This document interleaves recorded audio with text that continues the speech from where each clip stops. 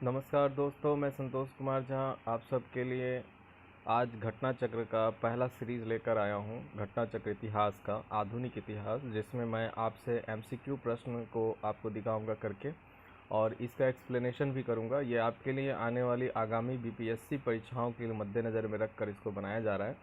यदि इस पर हमें आपका सहयोग और शुभकामनाएं आपका प्राप्त हुआ और इसके व्यूज़ कुछ ज़्यादा बढ़ी और शेयर ज़्यादा हुआ तो हम 1 से 1.5 घंटे 2 घंटे बाद दूसरा वीडियो भी इसका लाएंगे। इस तरह से करते हुए पार्ट बाय पार्ट हम अधिकतम संख्याओं में मात्र 25 से 20 दिन के अंदर हम इसे समाप्त कर देंगे। मैं एक्सप्लेन भी करते चलूँगा, आपके इन प्रश्नों को उत्तर भी देते चलूँगा, इनके पीछे क्या क्या ऐसी चीज़ें हैं। और घटना चक्र के ये आधुनिक इतिहास के प्रश्न हैं, आधुनिक इतिहास मॉडर्न हिस्ट्री का, जिससे कि बीपीएससी में प्रश्न 100% पूछा जाता है। आप इसे एक बार अगर करके जाएंगे तो आपको खुद समझ में आएगा कि बीपीएससी आयोग के जो पेपर होते हैं वो घटना चक्र से संबंधित और प्रीवियस ईयर के क्वेश्चंस आए हुए से बहुत ही ज़्यादा मैच करते हैं। आइए तो स्टार्ट करते हैं। सबसे पहला क्वेश्चन है, ये जो टॉपिक आपका है मॉडर्न हिस्ट्री के, ये जो टॉपिक है कांग्रेस के गरम दल और नरम दल वाले टॉपिक से ये एमसीक्यू है। 1907 में सूरत अधिवेशन में जो कांग्रेस के बीच में विभाजन हुआ था, जिसमें चार बाल, लाल, पाल और अरविंद घोष ये अलग हो गए थे, कांग्रेस के विचारधाराओं से अलग हो गए थे, कांग्रेस पार्टी से अलग होकर एक गरम दल निर्माण किया था। उग्रवादी पंथ इन्हें कहा गया, उग्रवादी पंथ के विचारधारा के लोग कहा गया। वो सारी घटनाओं से संबंधित इसमें कुछ बातें आएंगी। बस ये पहला प्रश्न जो आपको दिख रहा होगा ये महात्मा गांधी संबंधित है। तो घटना चक्र का हम पहला प्रश्न कांग्रेस में गरम दल और नरम दल से लगाते हैं, स्टार्ट करते हैं। महात्मा गांधी के पदार्पण से पूर्व भारत में राष्ट्रीय आंदोलन की दिशा को निम्नलिखित में से किन अंतर्राष्ट्रीय घटनाओं ने प्रभावित किया? 1898 के इटली अस्बिनिया युद्ध ने, चीन के बॉक्सर आंदोलन ने, आयरलैंड के क्रांतिकारी आंदोलन ने, रूस जापान के युद्ध में जापान की विजय ने।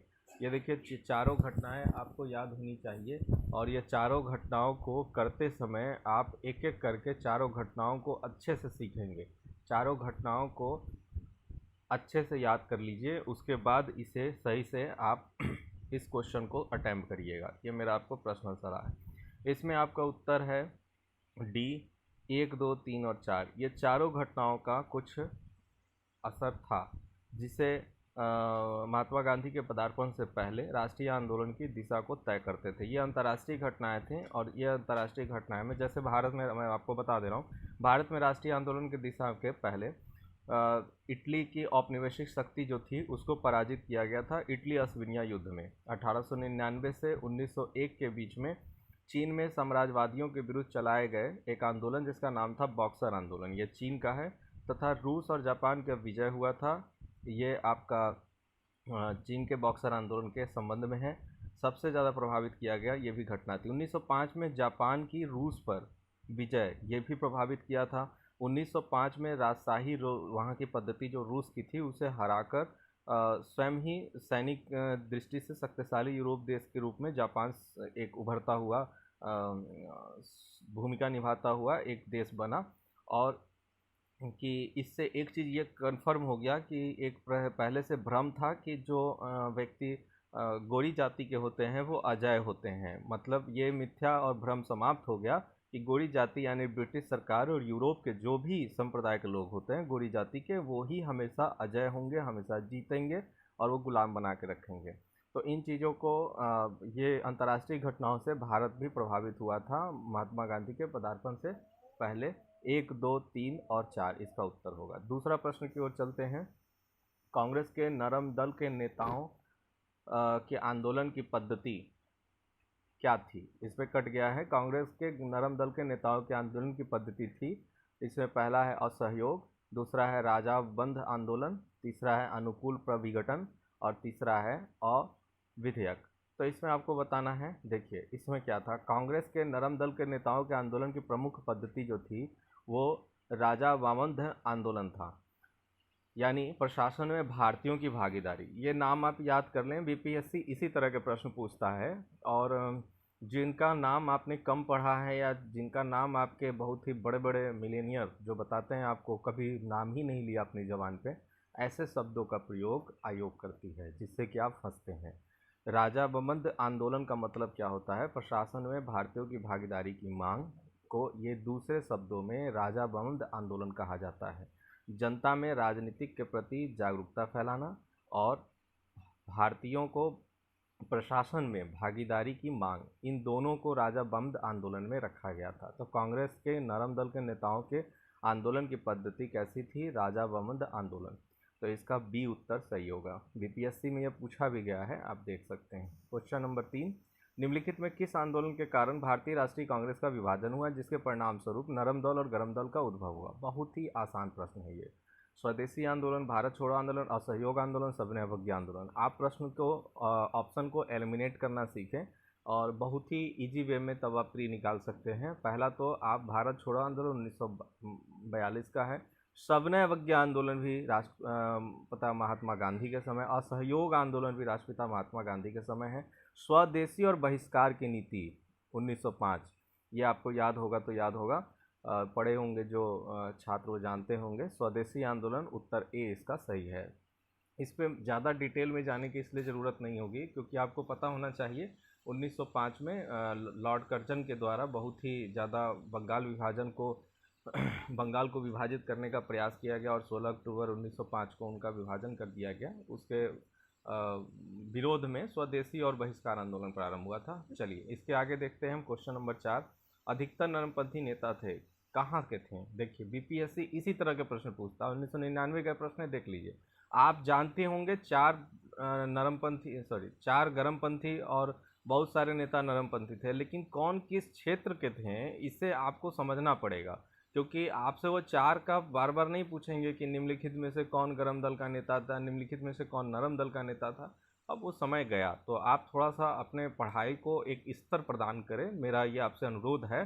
तभी आप बीपीएससी के प्री या यूपी पीसीएस के या आरएएस के आप इन सब परीक्षाओं में उन्नति पाएंगे। देखिए, ग्रामीण क्षेत्र से, शहरी क्षेत्र से, ग्रामीण तथा शहरी क्षेत्र दोनों से, पंजाब से 100% आपका दिमाग ग्रामीण तथा शहरी क्षेत्र दोनों से जाएगा। लेकिन आप जान लीजिए शहरी क्षेत्र से अधिकतर नरमपंथी नेता थे। उसमें मैं कुछ आपको नाम बता देता हूँ। दादा भाई नौरोजी, फिरोज शाह मेहता, दिनसा वाचा, उमेश चंद्र बनर्जी, सुरेंद्र नाथ बनर्जी, ये सभी शहरी क्षेत्र से संबंधित हैं और ये अपने समय के एक कांग्रेस के समृद्धशाली मध्यम वर्ग बुद्धिजीवी थे जो वकील, डॉक्टर, इंजीनियर, पत्रकार और साहित्य क्षेत्र में काम करने वाले लोग थे। इनको अच्छी तरह पता था कि ये कैसे कैसे अपने कार्य को आगे बढ़ा सकते हैं। उपाधियों और बड़े बड़े पदों पर इन लोगों के प्रति आकर्षण लोग रखा करते थे। कांग्रेस में आने वाले ये प्रतिनिधि बड़े बड़े नगरों से आते थे और जनसाधारण से इनका कोई भी संपर्क शुरुआत में नहीं था। ठीक है, तो बी उत्तर इसका सही होगा। निम्नलिखित में किसने 1904 से लगातार भारत को स्वशासन देने पर बल दिया? एस.एन. बनर्जी, अरविंद घोष, फिरोज शाह मेहता और दादा भाई नौरोजी। इसका उत्तर आपको दिख रहा होगा डी। 1904 से लगातार स्वशासन के मुद्दे पर दादा भाई नौरोजी बात किया करते थे। 1904 में इंटरनेशनल सोशलिस्ट कांग्रेस में पहली बार इस मांग को रखा गया, स्वशासन या स्वराज, दोनों बात आप याद कर लीजिए। 1904 में इंटरनेशनल सोशलिस्ट कांग्रेस में पहली बार इस बात को रखा गया। 1905 के कांग्रेस का जो अधिवेशन बनारस में हुआ था, अपने संदेश में स्वशासन, सेल्फ गवर्नमेंट की बात कही गई थी। 1906 में कांग्रेस अधिवेशन में अपनी अध्यक्षीय में, मतलब 1906 में कांग्रेस के अध्यक्ष खुद बने थे दादा भाई नौरोजी। इन्होंने अपने अध्यक्षीय भाषण में स्वराज की मांग रखी थी। ठीक है, आप अगले प्रश्न की ओर चलें। निम्न में कौन उग्रपंथी नहीं थे? आपको बताना है गरम दल के नेता कौन नहीं थे। बाल गंगाधर तिलक 100% थे। मदन लाल, उद्धम सिंह और गोपाल कृष्ण गोखले। एकदम दिमाग से निकाल दीजिए, गोपाल कृष्ण गोखले इस प्रकार के नेता नहीं थे। गोपाल कृष्ण गोखले महात्मा गांधी के राजनीतिक गुरु थे और महात्मा गांधी के राजनीतिक गोपाल कृष्ण गोखले के राजनीतिक गुरु कौन थे, ये आप हमको कमेंट में बताइएगा, जो कि कमेंट तो आप लोग कभी करते नहीं हैं। निम्न में उग्रपंथी नेता गोपाल कृष्ण गोखले नहीं थे। बाल गंगाधर तिलक भी थे, मदन लाल भी थे, उद्धम सिंह भी थे। आप तो रटा रटाया 4 ही 5 जानते होंगे। अपने पढ़ाई के स्तर को बढ़ाइए। गोपाल कृष्ण गोखले उदारवादी खेमे से संबंध था इनका। वह स्वभाव और मृदु न्यायपीड़ता के विश्वास रखते थे। उनका पूर्ण विश्वास था कि देश पुनरुद्धार उत्तेजना के बवंडर में नहीं हो सकता। वे साधन और साध्य दोनों में पवित्रता के विश्वास को बनाए रखते थे। इसलिए इसका उत्तर होगा गोपाल कृष्ण गोखले। इनमें से कौन उग्र राष्ट्रवाद के उल्लेखनीय नेताओं में से नहीं था? गोपाल कृष्ण गोखले, बिपिन चंद्र पाल, लोकमान्य तिलक, लाजपत राय। इनमें से कौन उग्र राष्ट्रवाद के उल्लेखनीय नेताओं में से नहीं था? तो आपको इसका उत्तर बताना है। आप गोपाल कृष्ण गोखले तो आपको अभी जस्ट मैंने बताया। बिपिन चंद्र पाल, लाल बाल पाल आप जानते ही हैं, तो उसमें ये प्रश्न तो एकदम सिंपल रहा। निम्नलिखित में कौन उग्र राष्ट्रवादी नेता नहीं थे? इसमें भी आप बता सकते हैं गोखले। किसने भारतीय राष्ट्रीय कांग्रेस पर प्रार्थना, याचना तथा विरोध की राजनीति करने का आरोप लगाया? लाला हरदयाल, बाल गंगाधर तिलक, सुभाष चंद्र बोस, सरदार भगत सिंह। इसका उत्तर जो है बाल गंगाधर तिलक है। बाल गंगाधर तिलक ने 1906 में उग्रवादी दल के उदय के साथ देश में क्रांतिकारी उग्रवादी दलों का भी अभिप्राय किया। उग्रवादी विचारधारा के 4 प्रमुख नेता थे, बाल लाल पाल और अरविंद घोष। इन नेताओं ने स्वराज प्राप्ति को ही अपना लक्ष्य बना लिया था। उन्हें उदारवादी नेताओं के तरह संवैधानिक दायरे में काम करने और मनवान विश्वास करना, ये चीज़ इनको पसंद नहीं था। इसलिए तिलक ने कहा था, हमारा उद्देश्य आत्मनिर्भरता है, भिक्षावृत्ति नहीं है। इस बात को याद रखिएगा। उन्होंने कांग्रेस पर प्रार्थना, याचना और विरोध की राजनीति करने का आरोप लगाया था।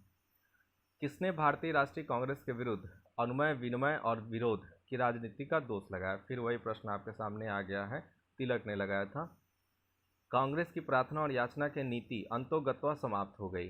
अरविंद घोष के नेतृत्व में, बाल गंगाधर तिलक के नेतृत्व में, लाला लाजपत राय के नेतृत्व में, महात्मा गांधी के नेतृत्व में।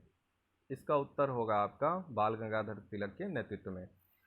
कांग्रेस नेतृत्व के आवेदन निवेदन की नीति में देश असफलता के अंदर चला जा रहा था, जिससे कि लोगों के अंदर असंतोष व्याप्त हो रहा था। ब्रिटिश सरकार द्वारा लगातार कांग्रेस के प्रति अपनाई जाने वाली उपेक्षाकृत नीति के कारण युवाओं ने बाल गंगाधर तिलक, लाला लाजपत राय, बिपिन चंद्र पाल के आंदोलन को समर्थन करना प्रारंभ कर दिया था। इन युवा नेताओं ने उदारवादी नेताओं की राजनीतिक भिक्षावृत्ति पर कोई विश्वास नहीं जताया।